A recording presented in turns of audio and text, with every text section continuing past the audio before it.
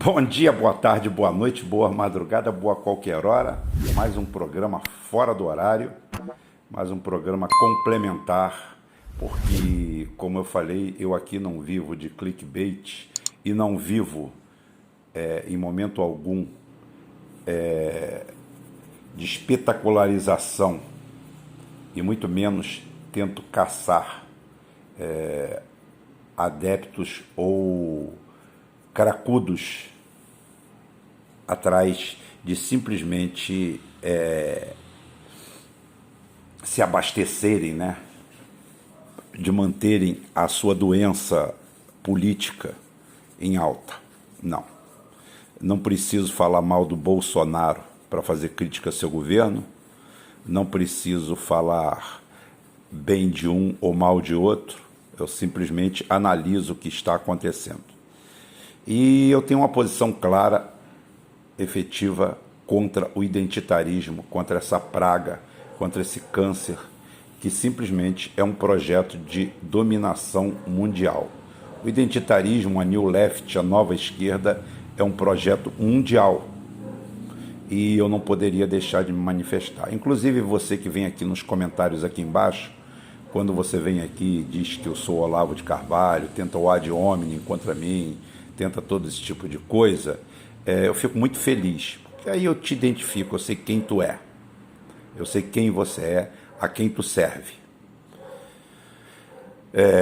Não vou perder meu tempo com você, porque é perda de tempo, graças a Deus. Volta para as trevas de onde você veio, fica lá à vontade, tá? Vá curtir o seu novo mundo, seu novo momento, até quando isso aqui durar, porque conforme a gente defende aqui, realmente, defende não, porque é um assunto pertinente à unidade global, que é o novo reset. O novo já é um reset, né? Ou seja, o reset global. A gente começar de novo. Agora vamos ser uma sociedade fraterna, vamos ser todos amigos, vamos ser todos legais, tudo vai funcionar certinho, nós vamos defender a Amazônia. Eu recebi uma matéria muito boa aqui do meu filho sobre a Amazônia, que chega a assustar.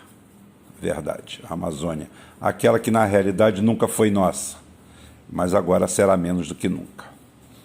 Então é o seguinte, existe um mega projeto, um grande projeto, pelo menos no Ocidente, para os países que são atrelados ao atlantismo, e é o nosso caso, já não se trata mais de Estados Unidos, e sim de atlantismo, quer seja o norte do Atlântico, aonde aquele circuito que a gente, imaginário, que a gente chama de Elizabeth Arden, né? Agora é Elizabeth Arden estendido, porque ele vai até Tel Aviv, agora Jerusalém, né? E isso daí tenta impor uma nova retórica de dominação, principalmente nas Américas, na Iberoamérica, aonde nós seremos os novos escravos. Mas o melhor jeito de escravizar alguém é sentir que ele não é escravo. O melhor jeito de dominar alguém é mostrar para ele que ele não é dominado. Então, a nossa escravidão tem um novo formato, um formato mais científico, um formato onde a maioria da nossa população vive em condições até piores do que vivia um escravo na senzala, e somos todos felizes porque somos livres. Somos livres e aceitamos de bom grado a retórica, a nova ordem mundial. A nova ordem mundial, ela tem um formato muito claro.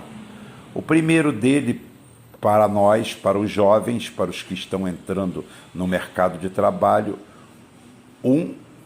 é mostrar para todo mundo que a política não presta. Política não presta, política é um negócio nojento, política é uma coisa feita por bandidos, quando a gente tem bandidos em todos os lugares, na medicina, na ciência, no direito, em qualquer lugar você vai ter bandidos. Então, se você partir da premissa que a melhor solução é a eterna vigilância, você não está errado.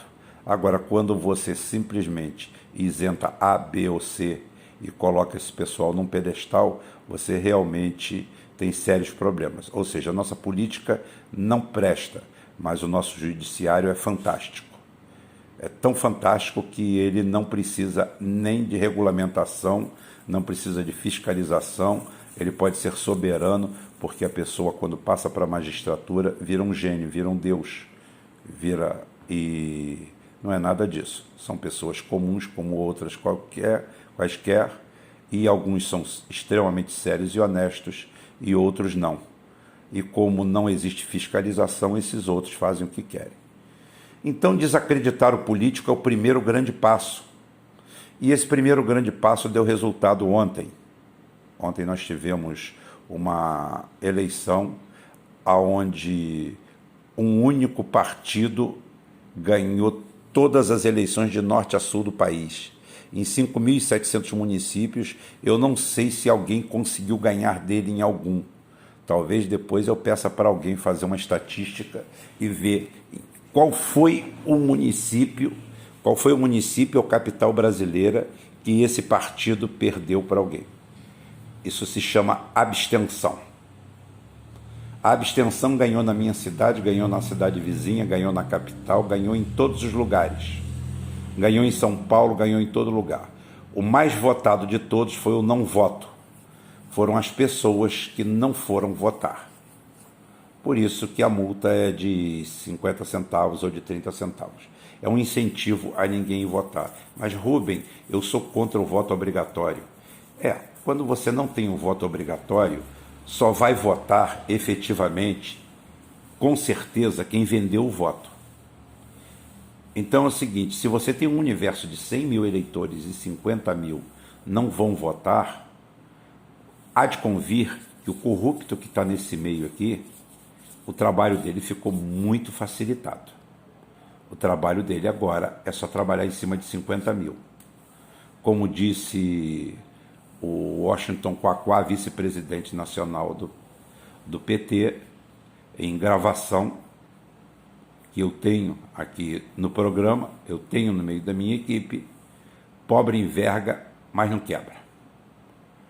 Povo é um negócio muito complicado, palavras de Washington Quaquá. Povo é um negócio muito complicado. É muito melhor você dar R$200 a cada um e acabou. Pagou, paguei o seu voto, acabou. Isso é coronelismo pré-colombiano, mas é o que nós temos para hoje. E quanto mais pessoas não forem ao sufrágio, quanto mais pessoas não aparecerem na eleição, melhor. O que acontece é que simplesmente esse voto se torna mais barato e o caminho do corrupto, do mau candidato, do cara que simplesmente vem com rios de dinheiro de organizações criminosas, de outras entidades, de outras situações e que usam a política como trampolim para tudo isso, essas pessoas têm o caminho asfaltado.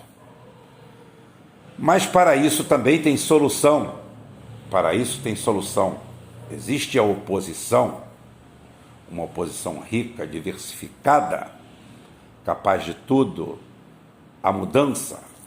E a mudança, esse ano, no Brasil, a mudança favorável, visível, é a figura do PSOL, um grande projeto mega milionário que transformou o execrado e ridicularizado Guilherme Boulos numa entidade pública nacional.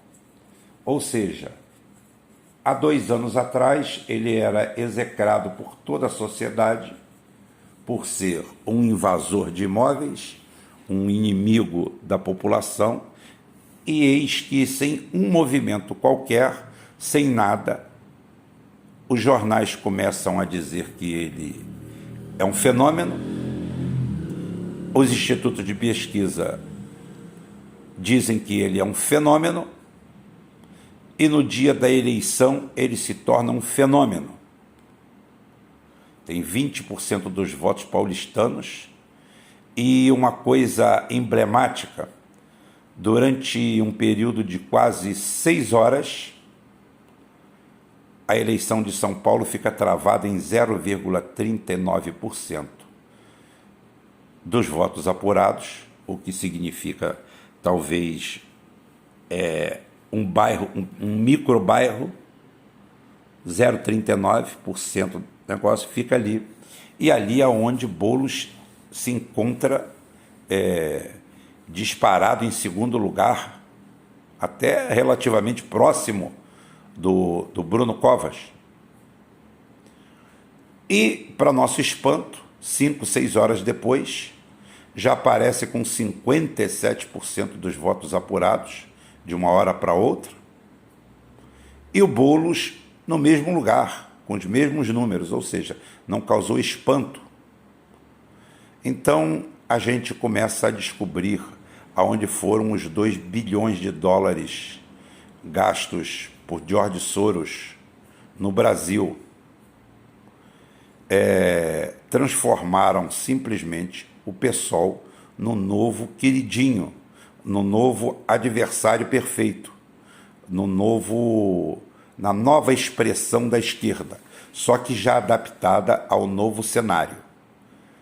Totalmente identitário, totalmente pró-sionismo, totalmente ligado às causas internacionais, totalmente a favor da intervenção na Amazônia, e o Boulos, que continua preocupado com isso tudo e não se preocupa, como diz acho que foi o meu amigo Roberto Nichiski, né, falando que o Boulos não se preocupa com as crianças que não têm 3 refeições por dia, com o desempregado, com quem está no semiárido, com nada. O Boulos gosta de grandes causas midiáticas, causas acadêmicas, situações contemplativas, defesa do verde. Não que alguém aqui seja contra o verde, ninguém ama mais a natureza do que eu, mas eu sempre me pergunto o que está por trás de uma grande campanha dessa, o que se esconde por trás disso tudo.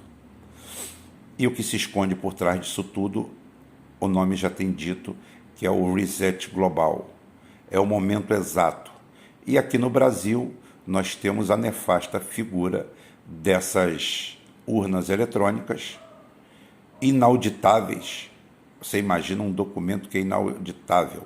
Não tem como você fazer auditoria. Não tem como você dizer que aquilo ali cometeu um crime, porque o crime já foi cometido, acabou, se extinguiu. É fantástico. E dentro desse quadro aí, o que aparece, o que acontece? Acontece isso daí. O fenômeno Boulos chega para ficar. Logo em São Paulo, no Rio de Janeiro, o PSOL fez a maior bancada de vereadores. Os campeões de votos estão todos no PSOL. Em São Paulo, Boulos vai para o segundo turno e agora vai começar a chamada para que os partidos de esquerda, todos o que ele atacou, porque ele não atacou o Bruno Covas, ele não atacou ninguém, ele atacou o Márcio França, pisou na cabeça do Márcio França o tempo todo para anulá-lo, pois sabia que ele seria o grande adversário. E eis que o Márcio França, que quem andava pela periferia, andava pelas beiradas de São Paulo, não via ninguém falando em Boulos, ninguém conhecia Boulos, e o Boulos aparece estranhamente com 20% do eleitorado mais reacionário do país, mais conservador do país.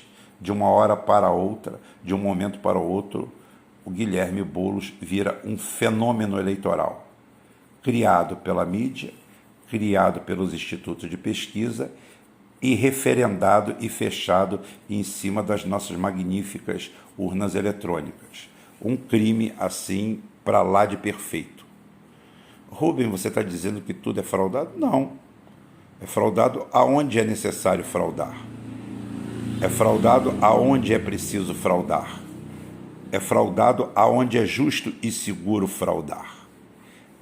Se a fraude for escancarada, se as coisas atuarem dessa forma, não é guerra híbrida. Tá? A grande vantagem da guerra híbrida é que o roubo não parece roubo, a violência não parece violência. Tá? É você que toma...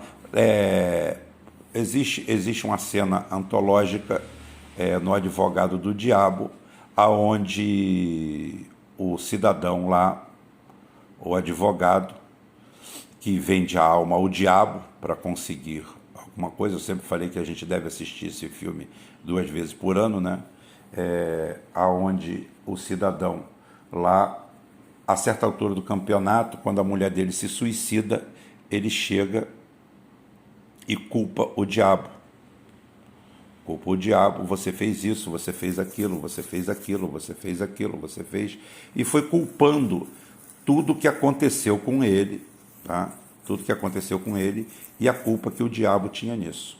Mas o diabo era tecnológico e ele tinha lá um playback lá para repetir tudo o que ele tinha feito.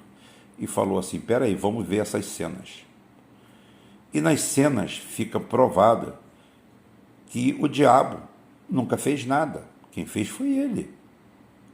Quem fez foi ele. Chega um momento que o próprio diabo, ardilosamente, no melhor estilo Guerra Híbrida, depois de mexer com a vaidade dele, mexer com todo o ego dele, com tudo, colocá-lo num pedestal, vira e fala assim: mas e sua esposa? Você não acha que é melhor você parar e ver sua esposa? Ou seja, naquele momento o diabo lava as mãos e se coloca como bonzinho, depois de ter preparado psicologicamente ele. E o cara fala assim: não, isso aí não é nada. Tipo, isso é um fricote dela, fica tranquilo. E ele, que acusava o diabo e via no diabo a culpa de tudo que acontecia com ele, na realidade descobriu que o diabo chegou até a ser bonzinho e que tinha feito isso aí, tinha falado para ele voltar atrás. Então é isso que acontece com a guerra híbrida. A guerra híbrida, quando você vai reavivar e olhar, quem te levou a fazer as ações não tem culpa nenhuma. Ele em algum momento é capaz até ter falado: abre o olho, rapaz. Por isso que você vê notícias às vezes, reportagem às vezes, dentro da mídia, dentro da imprensa, denunciando as coisas. E você não dá olho para aquilo, você não vê aquilo. Ou seja, quando você vê um político na própria mídia falando que dá 200 conto para alguém e dane-se o resto, tá? E depois você não leva aquilo em consideração, aquela sua visão é anulada por outra coisa, o culpado na realidade é você. Mas quem fez usou de psicologia para isso.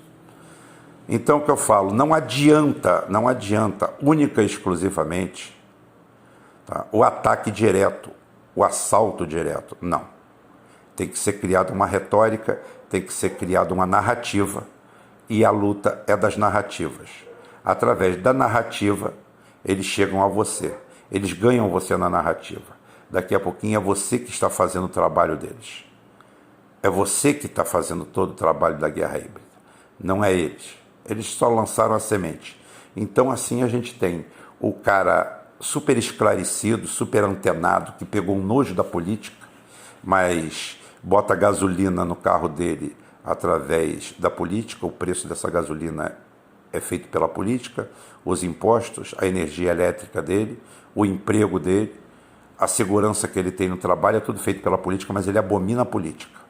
Ele quer viver a vida dele, o hedonismo dele particular, o universo dele. Ele sonha em arrumar 10 mil para botar na bolsa, porque se ele botar no Bovespa ele vai ficar rico, não vai precisar mais trabalhar com 10 mil reais, tá? E é isso que ele sonha. Então ele abomina a política, ele não quer saber daquilo ali. A política só traz coisa ruim para ele. E por outro lado, grupos criados, grupos criminosos se apoderam daquilo ali, tomam conta daquilo ali de uma forma muito mais pacífica, muito mais tranquila.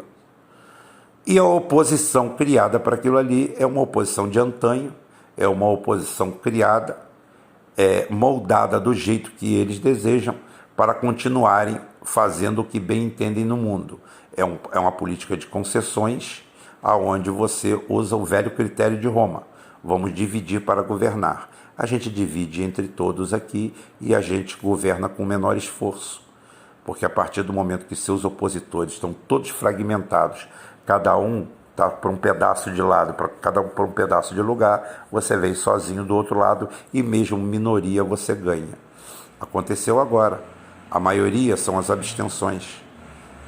Os que deixaram de votar são maioria absoluta, em alguns lugares o dobro dos votos, ou seja, o voto do silêncio, do inconformismo, que na realidade não é um inconformismo, porque não é uma manifestação.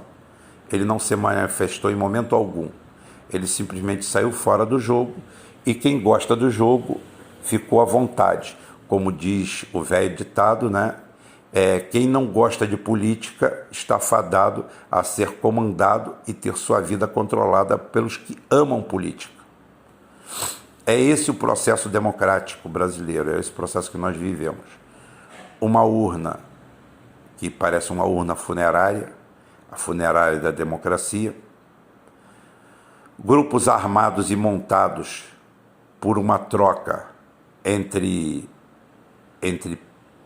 políticos, a mídia, instituto de pesquisa, uma parte do judiciário e coroado com essa, vamos dizer assim, essa arapuca das urnas.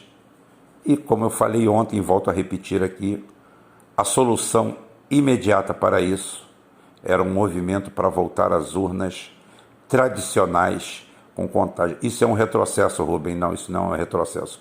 Isso é um avanço.